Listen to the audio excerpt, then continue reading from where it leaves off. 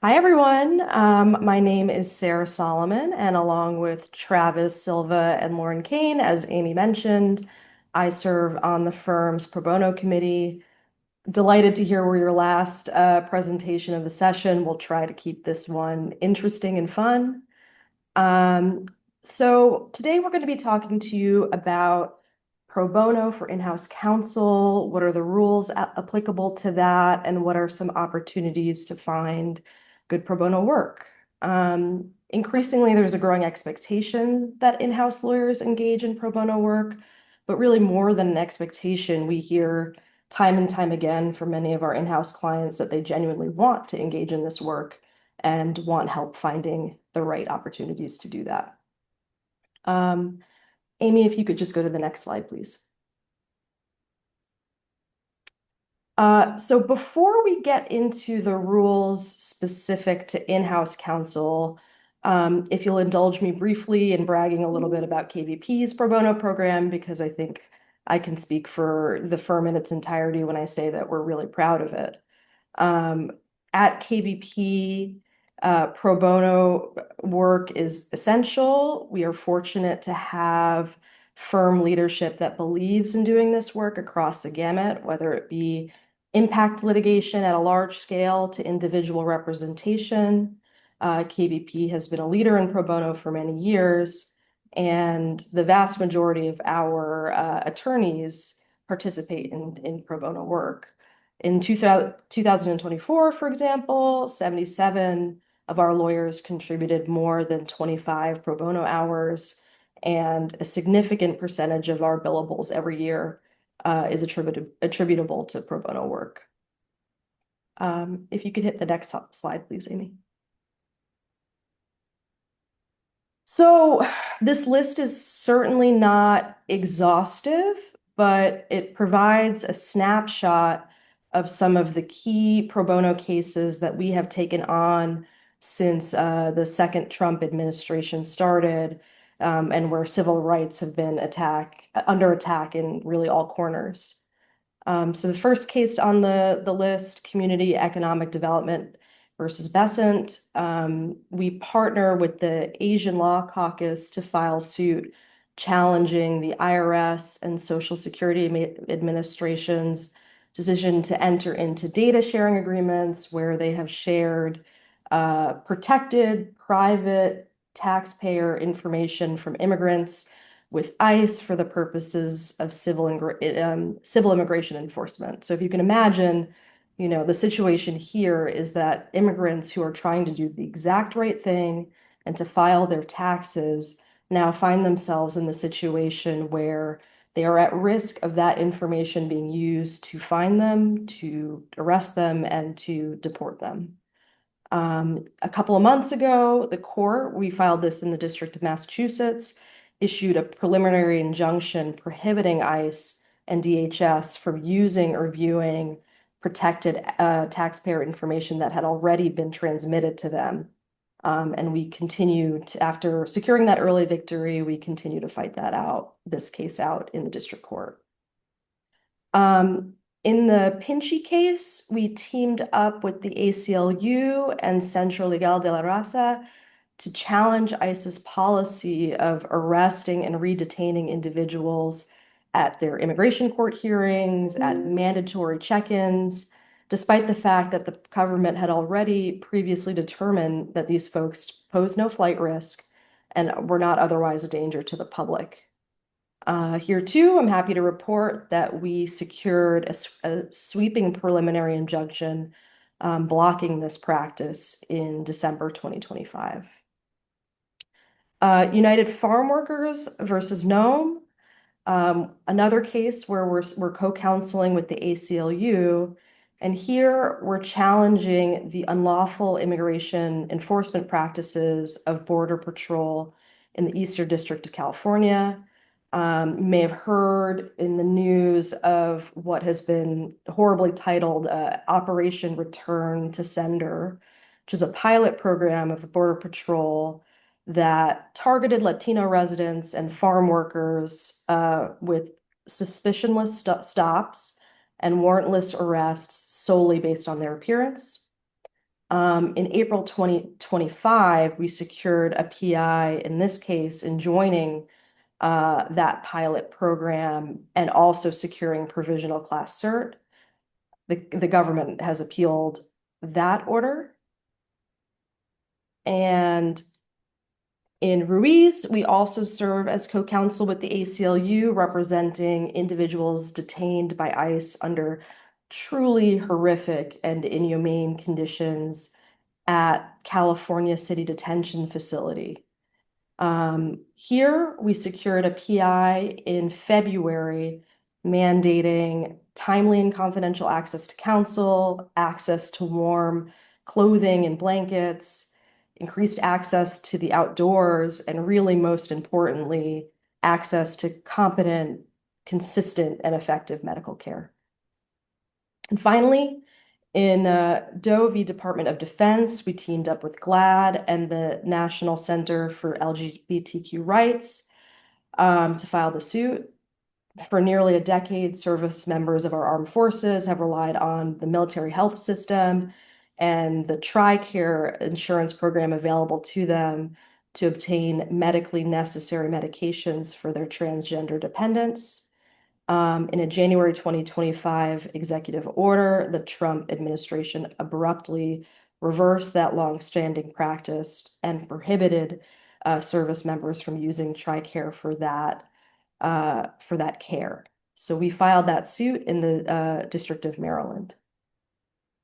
Okay, with that aside, we partner with a wide variety of different legal services organizations, running the gamut from, of course, the ACLU, which seeks to vindicate a broader set of constitutional rights, to organizations like Prison Law Office or the Giffords Law Center that have a more targeted focus. And with that, I'll kick it over to Lauren. Thanks, Sarah. So why this session? As Sarah previewed, we often hear versions of these questions from our in-house counsel friends. Can I even do pro bono? Where should I look for opportunities? And how do I help without accidentally stepping into some sort of ethics issue or creating risk for myself or my company? And these are definitely the right questions to be asking. Lots of in-house lawyers genuinely do want to be doing pro bono work, but the path isn't always as obvious. Unlike firm lawyers, they may not have this sort of built-in pro bono infrastructure or this menu of approved opportunities.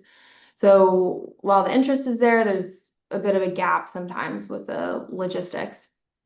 So today we want to talk through some of these concerns and potential ethical issues and provide some options for in-house counsel to meaningfully and ethically engage in pro bono. So everyone will get some CLE ethics credit. Always good news. Slide, please, Amy. So this is certainly not an exhaustive list here, but these are probably the 4 concerns we hear the most often.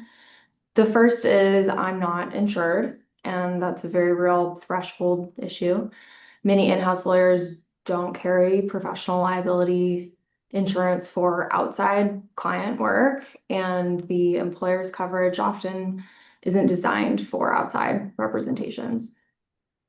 Second concern is I don't have expertise in areas that come up in pro bono work.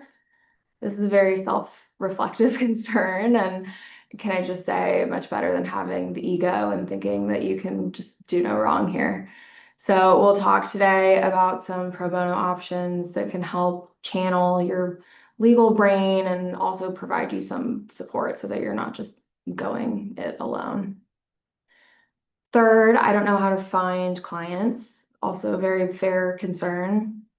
The good news here is that for most pro bono models, you don't need to go and find clients yourself. Many opportunities are organized. We'll talk about legal services organizations, clinics, nonprofits that do the intake, and then they create a framework for volunteer lawyers to plug in. And then finally, I'm not admitted in California. No need to take the California bar just to do pro bono, thank goodness. There are plenty of ways to participate ethically without California bar membership, depending on sort of the structure of the work and the level of supervision and the type of role that you take on. We'll talk about all of that.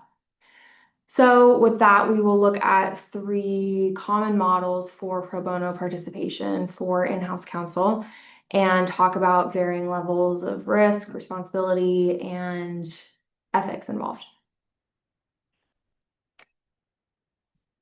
So starting off with board service, for a lot of in-house lawyers, this is the easiest and cleanest option because it sidesteps several of the concerns that we just talked about. It generally avoids malpractice insurance concerns because you're not taking on an attorney-client relationship from your board service. We'll talk about that. And there's generally no need to be barred in any specific state. I'll note too that this is often a particularly attractive option for in-house lawyers because it's a way to bring the kind of compliance and operational perspective and strategic advising that in-house counsel really deal with every day.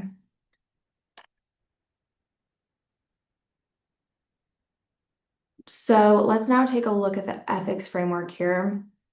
This is Rule 6.3, and it allows a lawyer to serve as a director, officer, or member of a legal services organization, notwithstanding that the organization serves people having interests adverse to a client of the lawyer.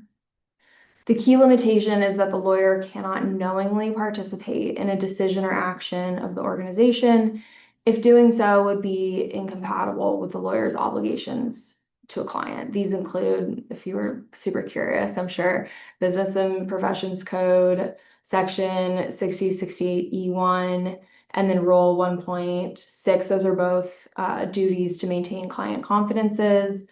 And then rules 1.7, 1.9, 1.18, those are all duties to current clients, former clients, prospective clients, and we'll get into all of those later.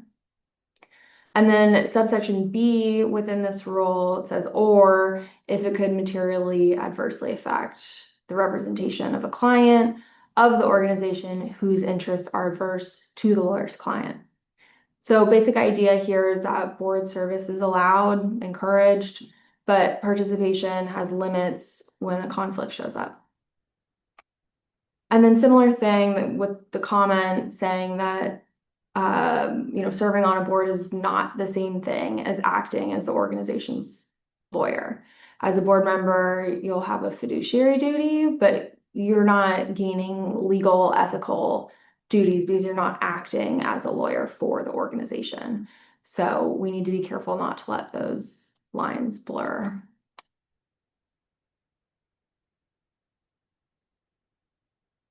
Do a slide, please, Amy. Okay, let's work through a hypothetical. You are Deputy General Counsel of Employment at Sunny Energy, a renewable energy company that develops solar projects in California. You serve on the board of directors of Wildlife Defense, which is a nonprofit organization. Wildlife Defense learns that Sunny Energy is seeking permits for a new solar project on desert land in Southern California. Wildlife Defense believes that the project site includes critical habitat for the desert tortoise.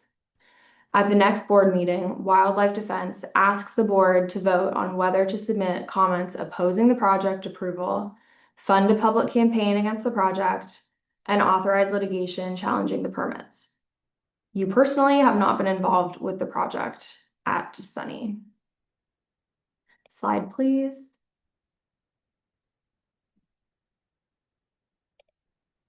So we have some ethical questions to consider. Can you continue serving on the board of Wildlife Defense? Can you participate in board discussions about the Sunny project? And can you vote on these issues?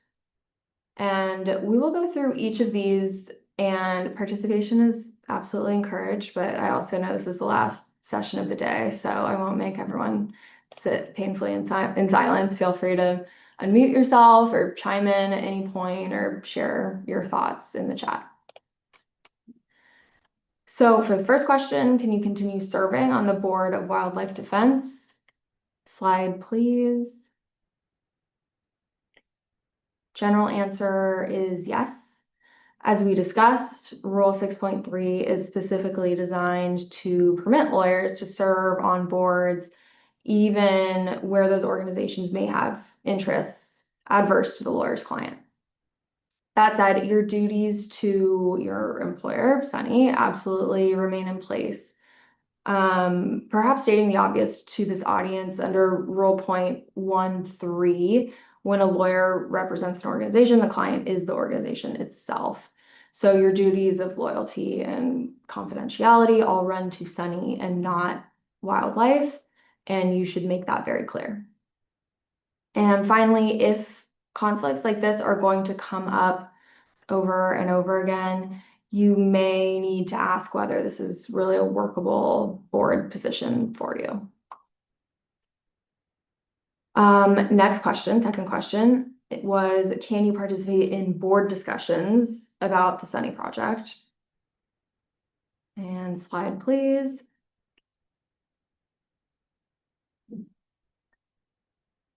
Oh, sorry, can you go back one? Yeah, there we go, question two. Answer here is no. Participating in deliberations about whether wildlife defense should oppose Sunny's project creates a serious risk of a conflict. That's true even if you don't reveal confidential information and you barely say a word during these discussions. It's true even though you're Sunny's employment counsel and you have nothing to do with this specific project. The issue here is divided loyalty. So the best practice here is to disclose the conflict and then recuse yourself from the discussion.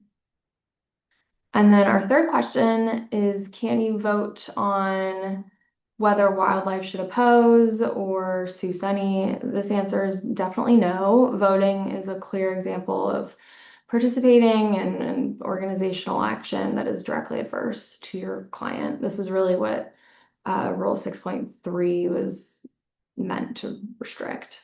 So again, recusal is your safest and strongest answer.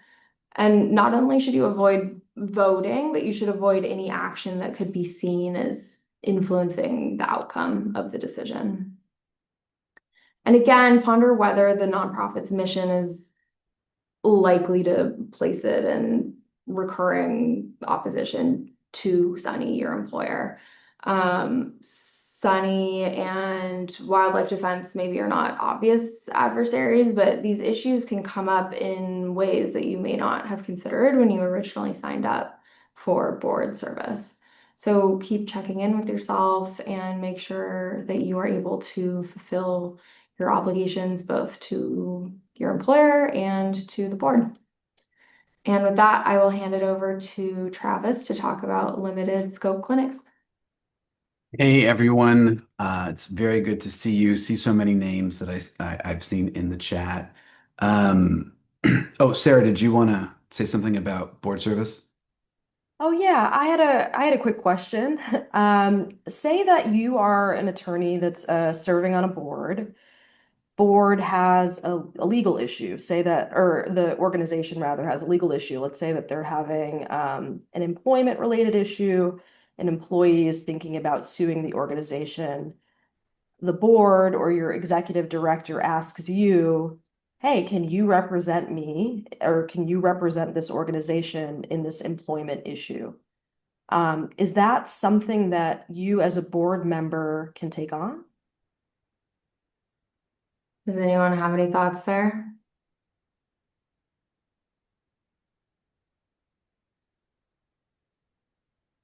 I see call your DNO carrier.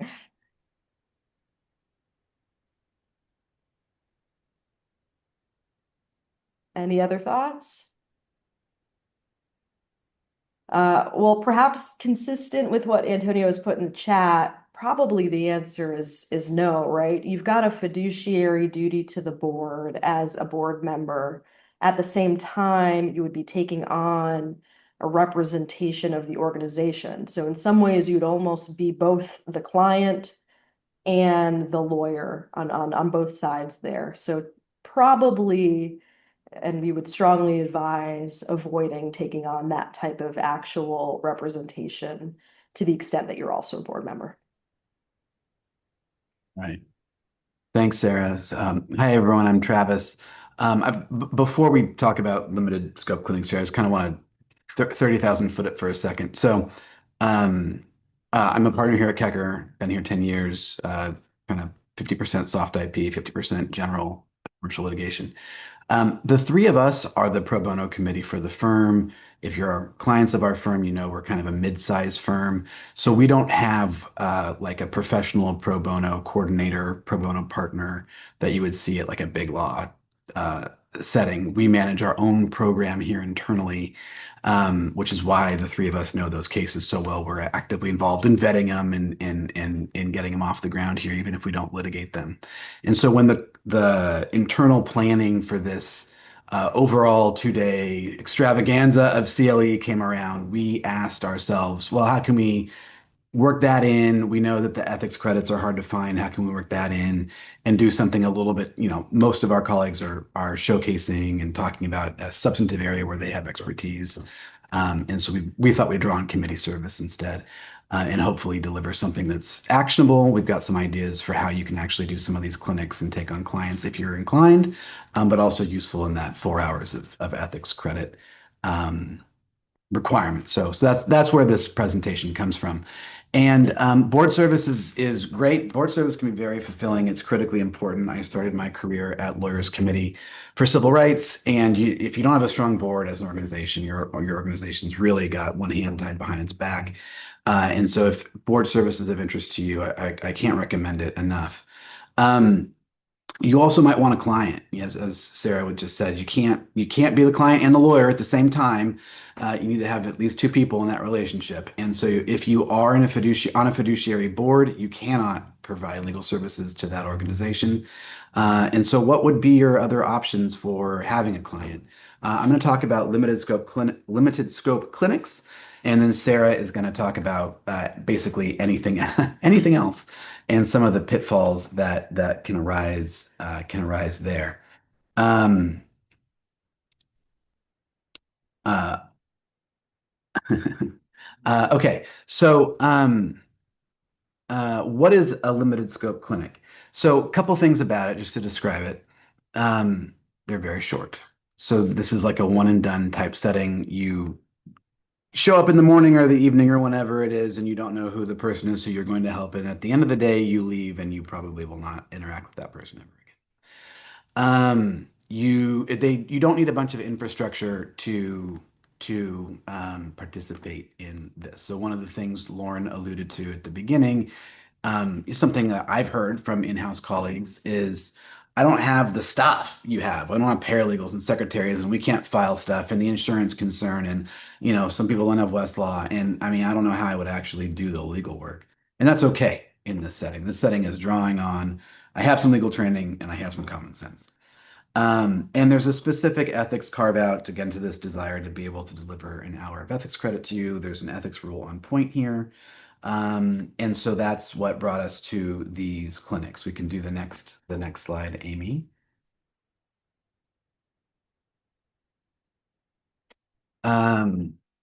So I mentioned that they're same day things. These are some of the organizations in the Bay Area that offer them. I'm very familiar with the LCCR one because I used to work there and be one of the staff members of the organization who was staffing it in that sense. But these things rely on firm and in-house lawyers to come in and do the actual legal work.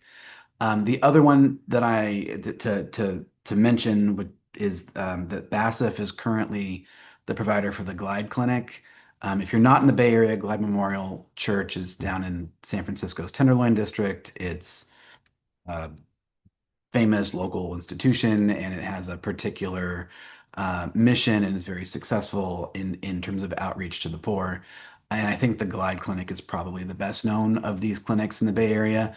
But as you can see from the second set of bullets there, it's not the only one. And one option that is, I think, interesting and enticing to in-house lawyers who are transactional lawyers by trade is Legal Services for Entrepreneurs, which is offered by LCCR. And that's where you can bring contract expertise, IP expertise in the sense of registering for it, commercial lease review type stuff to bear. And the clients there are really, really cool. They're usually, they're with it. They're working hard. They're busting their butts. They've got small businesses. They can't afford a consultation, but they have, a real concern. And they need a lawyer to take a look at it. And the lawyers who staff that clinic are they typically leave it really happy that they went. Um, and so, what do you actually do in these clinics? I think you can, at a like kind of high level, glossing over a bunch of nuance.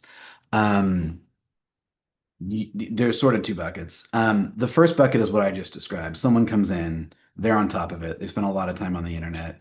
They might have their form, like I want to register my logo, my trade name with the trademark office. Or they might have a contract. I just got this commercial lease from a commercial landlord. I've never signed a lease other than from an apartment building. It's got a bunch of stuff in here I do not understand, and I got these four questions. Or it could be if it's in the personal space, hey, the VA denied me a benefit and I want to appeal it.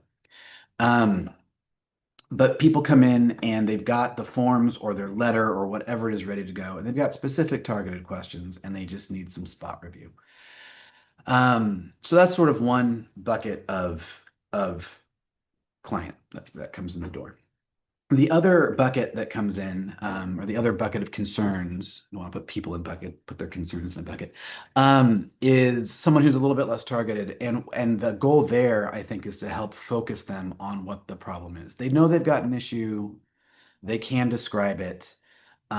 Sometimes folks in this category they're dealing with some other significant issue that's making it hard for them to solve the problem. Maybe they're coming from an immigrant background and they got a language barrier issue, or they just haven't seen how this stuff works in the US, or someone who's homeless and doesn't have, all of the stuff that you would have, regular internet access, stuff like that.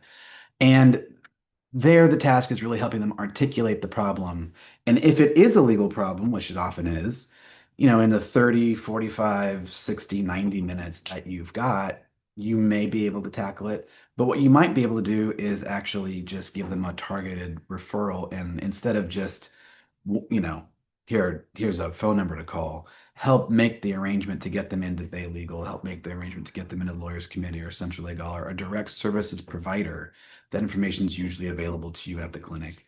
And basically orient the person in the right way. And that's legal work too. Okay, let's hit the next slide here. There is, back to our desire to talk about the ethics piece of this. There is a rule on point here, and it's important because it actually deals with the conflicts issue, which is what kind of comes up for in-house lawyers who are looking to provide services directly to a client that is not their employer. So let's just look at the rule real quick.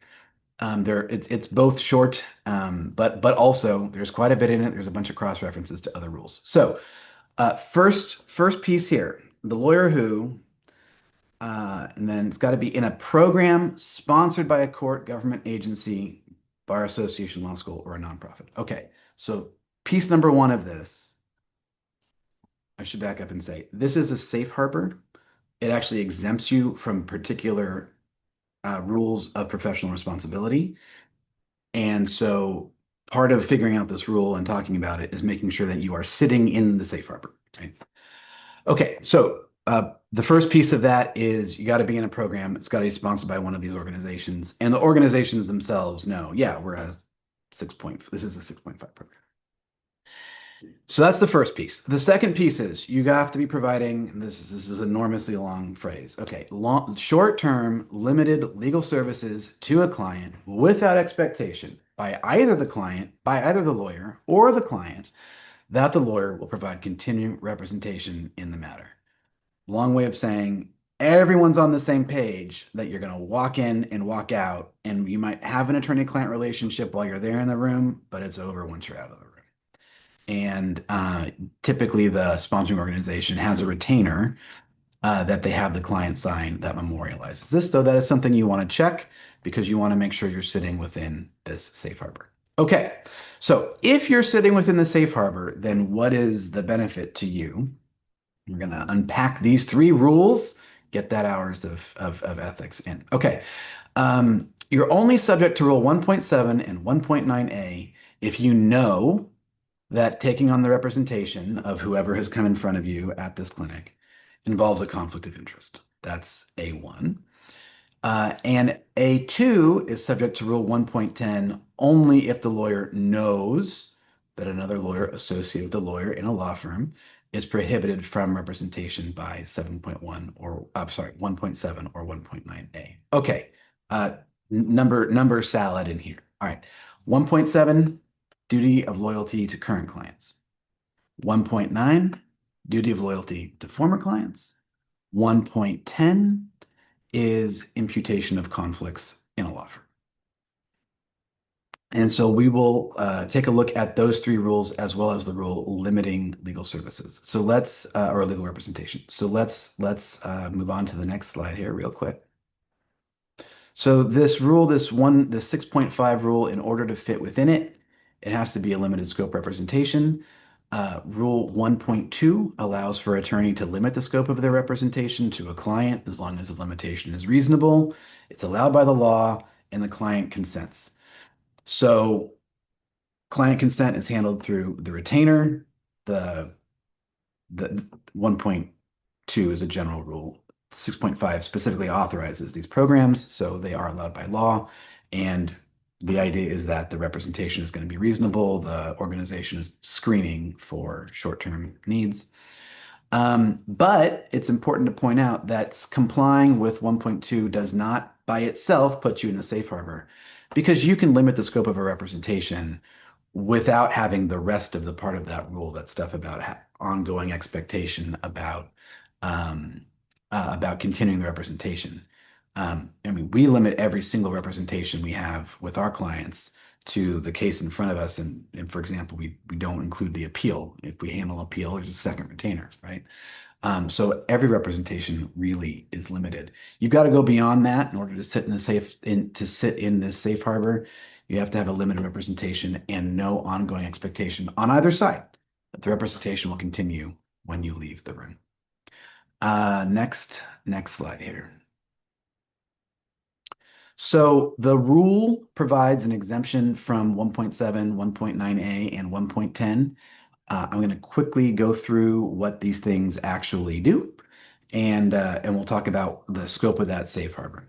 I'm not an ethics lawyer, right? I'm a general commercial litigator. And I find the language of these rules not intuitive and the language itself to be hard to parse, but I find the concepts behind them to be pretty easy. So 1.7 is just don't be adverse to your client. If you've got a client, don't be adverse to them. Very basic in terms of the duty of loyalty. There's the informed consent piece, but without that, you can't do that. 1.7b, I think of this as the you can't put yourself in a position where you're going to pull punches rule.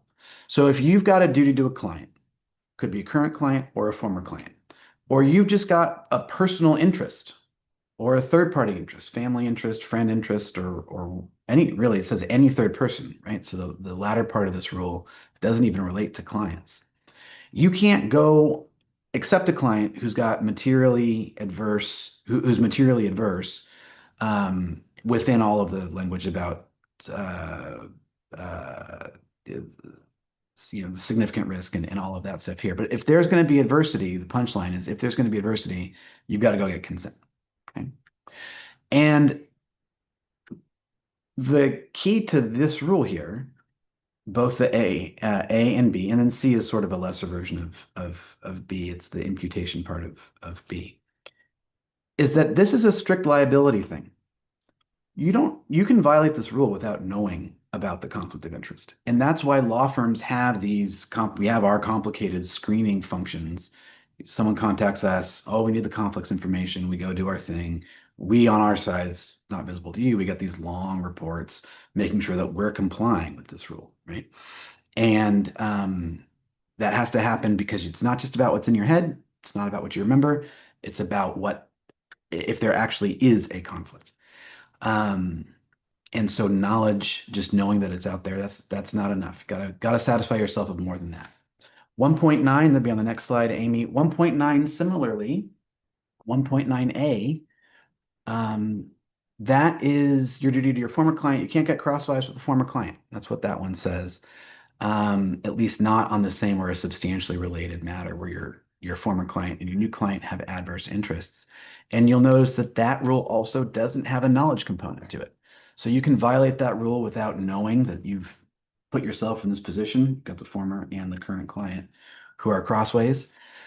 And Rule 6.5, this rule about the limited scope clinics, it also exempts you to a certain extent from 1.9a. It does not exempt you from 1.9b, but if you'll notice, 1.9b has a knowledge requirement in it. So you can't actually violate 1.9b unless you know you're violating 1.9b. That's how it's different from A, and that's how it's different from 1.7. And at the end of this, the big reveal here is going to be that 6.5 turns all of this into a knowledge test instead of a strict liability offense. And so let's quickly hit the last rule that's referenced in 6.5, which is 1.10. Amy, that's the next slide. This is the imputation rule, right? So Lauren, Sarah, and I are affiliated in a law firm, and so Lauren's conflicts are mine, Sarah's conflicts are mine. It doesn't matter if I even know about them, right? So this rule also deals with imputation. All right, so let's go back to the rule, Amy. If you can go back 4 slides to the slide that says 6.5. And let's just talk about what's really going on here. What is this rule actually accomplishing? So you're still subject to Rule 1.7. That's current conflicts. You're still subject to Rule 1.9a. That's a former client. Okay. And you're still subject to Rule 1.10. That's imputation, but only if you know about the problem. So if you work at Acme, your client is Acme, your law firm is Acme. This is in the in-house setting, right? You you you don't have to. You can look. You are not. You don't have to go through the screening process that we have to go through in the law firm setting to figure out whether or not you have a 1.7, 1.9, or 1.10 problem, right? What you have to do is ask yourself, do I know that the person in front of me, call her Sarah, is actually adverse to Acme? Do I have it in my mind that Sarah is adverse to Acme? And you don't need to go through some long list of individual claimants who've brought a case against Acme. You don't have to worry about your past clients if they're not in your mind. Maybe you can remember all your past clients, probably you can't. And you don't have to worry about all the imputation part that your colleagues in your legal department are bringing to the table. What you have to do is go through it mentally. You don't have to go through the screening process, but you have to go through it mentally. So if you see the conflict, you can't deal with it. You just pass the person on to whoever's beside you in the clinic, and that's okay. That's subsection C of this rule, and work with someone else. And that really is the big benefit of this rule. It allows you to come in, sit down, not worry about conflicts, and just kind of get going as long as you do a quick mental check. So, Amy, I know I kind of messed up the order. I brought you back in the presentation. If you could forward to the slide that says hypothetical 1. Okay. When volunteering at the Glide Clinic, I'm going to read it, and then I was a former middle school teacher, so I'm going to stop. I'll pause. I'm going to give 30 seconds, and then we'll do the answers. When volunteering at the Glide Clinic, you assist Julio in filling out a form to appeal the VA's decision to deny him benefits. You take confidential information and you provide legal advice. Okay, that means you have formed an attorney-client relationship. 2 months later, a paralegal within your in-house legal department circulates a list of new arbitration demands filed against your company, and you recognize Julio's name. We have 2 questions for you here. Number 1, are you conflicted from defending your company against Julio? And question number 2, is the entire legal department conflicted in helping Acme against Julio. All right, I'm going to pause and then we'll give it some thought and then we'll have another big reveal here.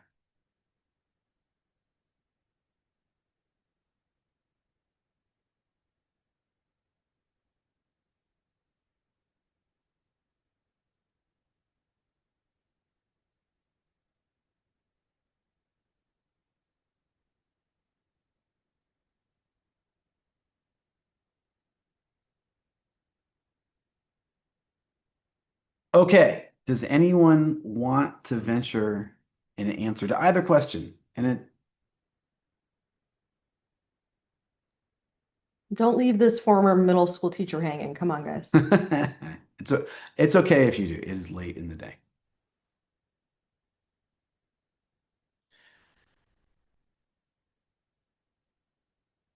All right. The rule itself answers question number one.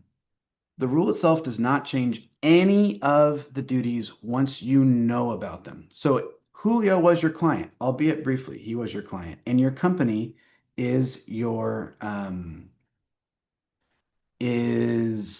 firm, and it's your law firm and your client. So if you recognize Julio's name and that's baked into the hypothetical, then the rules apply to you. Now, whether you have that doesn't mean you have a conflict necessarily. That means Rule 1.9a and 1.9b kick in, and then you start asking yourselves the questions in those rules about whether the representations are related.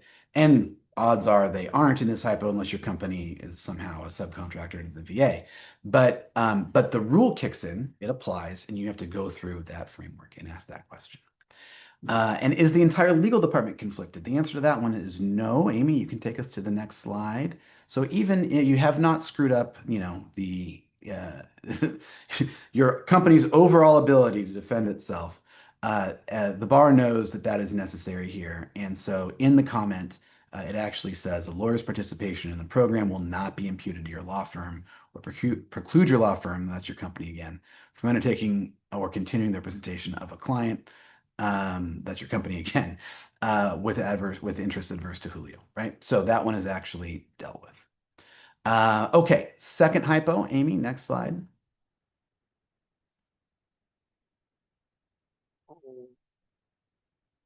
Through a qualifying clinic, you're paired with Jenny to provide a 30-minute consultation. Your goal is to help Jenny complete an application for a DV restraining order, but things don't go to plan. All right, here's 4 things that happen, and the question is, at what point, if at any point, have you left the safe harbor? Number 1, you're so enraged by Jenny's circumstances that you stay with her for 2 hours, even though you were only scheduled to stay with her for 30 minutes to work on the form. A DVRO application in California is a form. Number 2, just before the clinic winds up, you and Jenny agree that you'll send her a follow-up email tomorrow to confirm a part of your discussion, and you actually do that. Number 3, 3 days after that, you suddenly realize that Jenny should disclose some additional facts, and you send her an email, and you suggest that she file an addendum. And number 4, Jenny responds, she says thank you, she asks if you will take her case, and you agree. So at what points, take a second, take a look at those. You should have the handout as well. You can go back to the rule that way or just Google it. Well, when have you left the safe harbor, if at all?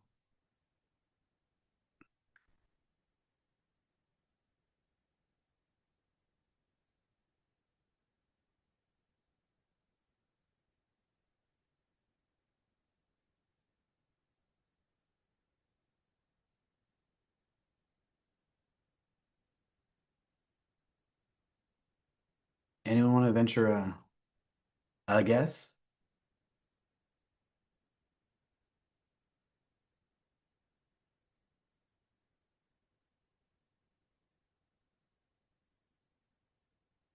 Well, I'll walk through my thinking, and actually, the point of this was to point out shades of gray, and even the 3 of us don't agree all the way. So we all agree that number 1 is in the safe harbor. Okay, yeah, you exceeded the 30-minute expectation, but that rule isn't about how long it's going to be. It's about whether or not the expectation is at the end of the session, you still have an attorney-client relationship, and whether it takes an hour instead of 30 minutes doesn't seem material. We all agree that number 3 and number 4 puts you outside the safe harbor. And that's because there was this expectation that you left the room and the attorney-client relationship is over. And notwithstanding that expectation, you continued to provide legal advice with that email. I think the gray area here is number 2. And yeah, I think you could probably argue this either way. I don't know that there is a right answer. There are no bar advisory opinions in California on this rule. This is a model rule, so you could look to the other 49 states and ask if there's an advisory opinion in one of those states. But there isn't in California. I mean, you did it. You did on the one hand, you can argue the other way. You formed the expectation that you would do this during that session. It was still clear there was a retainer that the session was the end of the representation. This was agreed upon in that context. It's all wrapped up into one thing, part and parcel. You could also argue it the other way that, well, yeah, you sent it after you left the room. I think that sort of elevates form over substance. But kind of what the purpose of this is here is to just point out about where the limit of this safe harbor is. Let's move on to the next slide. I'm not going to dwell on this, just to point out that there are comments to this rule, and they provide a little bit of context. The language in green explains a little bit about what the idea is behind a short-term clinic, gives examples. Legal advice hotline, advice-only clinics, or pro se counseling programs. Those first 2 really are one and done. That third one, you know, some of those might actually span more than one day. I think that's a little bit of a gray area. Next slide. Uh, and then there's clarification here that once you're out of the safe harbor and you know you're out of the safe harbor, you go back to being subject to the basic rules. Next slide. All right, just a quick word on insurance. You do form an attorney-client relationship when you're providing these services. You do not have to disclose that you are uninsured if you are entering a relationship that's going to last less than 4 hours. And so, I mean, most in-house lawyers are not insured to advise third parties. In practice, this is something that you don't have to worry about because most of these clinics provide insurance. It's something to confirm, but once it's confirmed, then you're good to go. We authorize our lawyers to do this, and one of the things we do when we undertake that is confirm that insurance is provided, and we've never had a problem with that. So I think they pretty much all do. Next slide. And we just provide this here if you're interested in doing this. If this is the opportunity that calls to you, these are kind of your next steps. These aren't the only ones in the Bay Area, but these are the ones that we were able to put together. And so this is a way to get moving with this type of opportunity if it is of interest. And with that, I'll turn it over to Sarah to talk about direct representation outside of the safe harbor. Thanks, Travis. So, direct representation outside of the safe harbor. This is going to be whether you're considering, in lieu of going to a limited scope clinic, doing a one-day thing, taking on a case on an ongoing basis. For instance, you know, maybe when you were at a law firm, you had a dedicated habeas practice, you want to take on a habeas case as an in-house attorney, or you hear through a friend of a friend that they know someone in need of help filing an asylum application, and that's something that you want to take on. The answer is that you can take on direct representation if you are a California barred. If we go to the next slide, sorry, Amy. The answer is that if you are a California barred attorney, you can take on direct representations, even as in-house counsel. But as you'll see, you know, throughout this little bit of the presentation, we say that with some pretty heavy caveats. So if you are a California barred attorney and you take on a direct representation on an ongoing basis, you are not subject to the safe harbors that Travis described in the last section. And so that means that you would need to do a full slate conflicts check And it would not just be a sort of what you know or reasonably know about your knowledge of conflicts. It would be that full check. Of course, you owe the same duties of competence and confidentiality to a pro bono client as you do to a paying client. That's Siegel versus State Bar. In that case, an attorney failed to timely file incorporation documents for a pro bono client, and the court asserted something that I think hopefully should go without saying, which is that an attorney's standard of professional conduct as to a pro bono client should be no different from his or her responsibility to any other client. So while you certainly can take on direct representation, it requires complying with all of your pre-existing duties. If you could hit the next slide for me, please, Amy. So I just covered the fact that, a California barred attorney can take on direct representation, but within California, there are also requirements that apply to what are known as registered in-house counsel. So what is a registered in-house counsel? Under Rule 9.46b, registered in-house counsel is an out-of-state attorney working as an in-house counsel for a qualifying institution. And what is a qualifying institution? It's an organization in California that at least has 5 employees, including one California barred attorney. So to make this concrete, if you're someone who is in fact barred and in good standing in Texas, but you're working in California for a qualified entity, you can register with the state bar as a registered in-house counsel. And I emphasize the word register because you in fact need to take affirmative steps to register with the state bar. You have to submit a a certificate that you are in good standing in your other state. You have to submit other documentation uh, regarding moral fitness and character. And assuming that that application is accepted and you in fact become a registered in-house counsel, you can, as the rule reflects, you can render pro bono legal services, but under some pretty strict and clear requirements. So first, you need to be rendering those pro bono services either for an eligible legal aid organization or your qualifying institution that employs you. And you need to be supervised by a California barred attorney in so doing. And so to the extent anyone here or anyone that you know at work is interested in doing pro bono work as registered in-house counsel, before doing so, you need to submit a form to the state bar. If you could hit the next slide for me, please, Amy. That attesting both that you fulfill the requirements as a registered in-house counsel and have submitted that paperwork to the state bar, and also that you have a California barred attorney who is willing to supervise and vouch for you. Um, so that's, direct representation, whether you be California barred or if you are operating as a registered in-house counsel. If you could hit the next slide for me, please, Amy.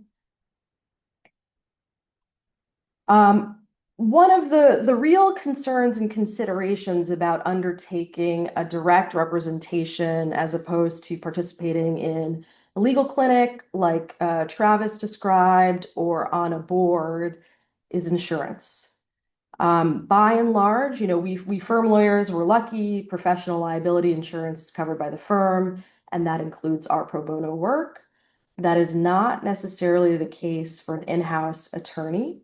And if you look at Rule 1.412, a lawyer who knows or reasonably should know that they do not have professional liability insurance shall inform a client in writing. And so to the extent that you're considering a direct representation of a pro bono client, incredibly important to confirm, and frankly, the answer is probably no, but to confirm with your employer whether they have any type of insurance that would feasibly cover that work. And then you have to either disclose it or I suppose be comfortable, practicing without insurance, which again is not something that we advise. So if you could hit the next slide for me, Amy. So considerations if you're thinking about undertaking a direct representation, you need insurance or to be comfortable practicing without professional liability insurance, and disclosing that as necessary. You need to be running a full slate conflict check, and you might consider, to the extent that a direct rep is something that you want to take on, focusing on areas of focus that don't really implicate your company's business so that you're less likely to run afoul of any conflicts.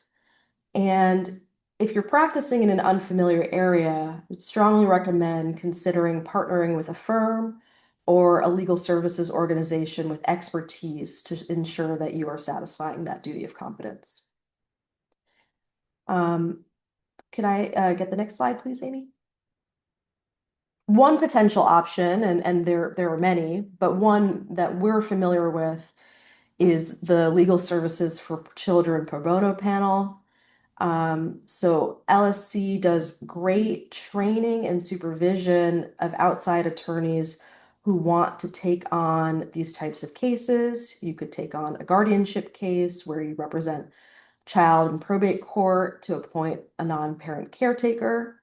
LSC also supervises and helps outside attorneys with expulsion defense cases where you represent a child in school expulsion proceedings. And certainly LSC is quite well known for its immigration work on behalf of children. All of that being said, our strong recommendation is to proceed with the options that Lauren and Travis outlined, and to the extent that you are going to consider direct representation, check very carefully with your organization about insurance, and please be comfortable that you are finding a way to satisfy your duties of competence and confidentiality. And with that, I will turn it back to Travis. Okay, well, I think that's pretty much it. We finished on time, 2 minutes over. We started 5 minutes late, so we can hang out and do a question or two if people have it. You can drop it in the chat or ask it. Other than that, thank you very much. We and our absent on leave colleague Niall, where our pro bono committee, pinged me on the side to make sure he knew he was out there. We're glad he's on leave. We're very happy to have met you all and spent some time with you, and hope to see you soon.